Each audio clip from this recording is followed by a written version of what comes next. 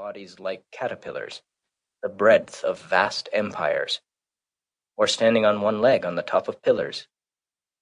Even these forms of conscious penance are hardly more incredible and astonishing than the scenes which I daily witness.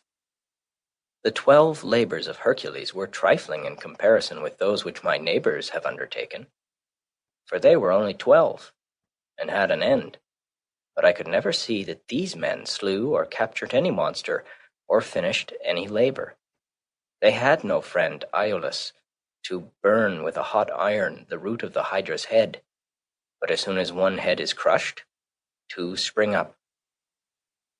I see young men, my townsmen, whose misfortune it is to have inherited farms, houses, barns, cattle, and farming tools, for these are more easily acquired than got rid of. Better if they had been born in the open pasture and suckled by a wolf, that they might have seen with clearer eyes what field they were called to labor in. Who made them serfs of the soil? Why should they eat their 60 acres, when man is condemned to eat only his peck of dirt? Why should they begin digging their graves as soon as they are born? They have got to live a man's life, pushing all these things before them, and get on as well as they can.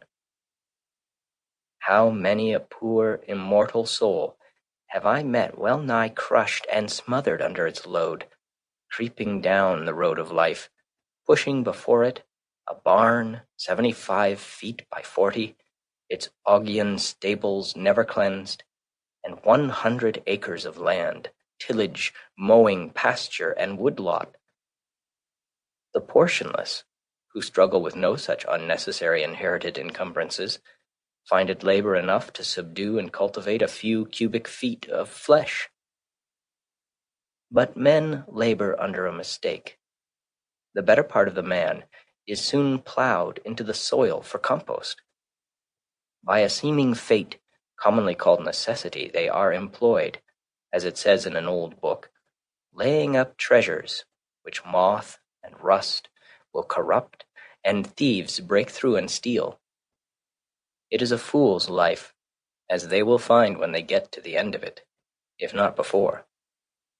It is said that Deucalion and Pyrrha created men by throwing stones over their heads behind them.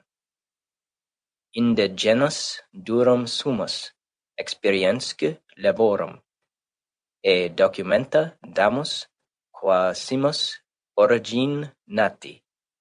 Or, as Raleigh rhymes it in his sonorous way,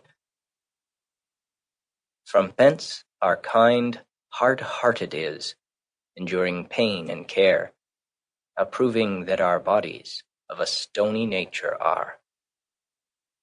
So much for a blind obedience to a blundering oracle, throwing the stones over their heads behind them, and not seeing where they fell. Most men, even in this comparatively free country, through mere ignorance and mistake, are so occupied with the factitious cares and superfluously coarse labors of life that its finer fruits cannot be plucked by them. Their fingers, from excessive toil, are too clumsy and tremble too much for that. Actually, the laboring man has not leisure for a true integrity day by day. He cannot afford to sustain the manliest relations to men. His labor would be depreciated in the market. He has no time to be anything but a machine. How can he remember well his ignorance, which his growth requires, who has so often to use his knowledge? We should feed and clothe him gratuitously sometimes, and recruit him with our cordials, before we judge of him. The finest qualities of our nature, like the bloom on fruits, can be preserved only by the most delicate handling. Yet we do not treat ourselves, nor one another, thus tenderly. Some of you, we all know, are poor, find it hard to live, are sometimes, as it were, gasping for breath. I have no doubt that some of you who read this book are unable to pay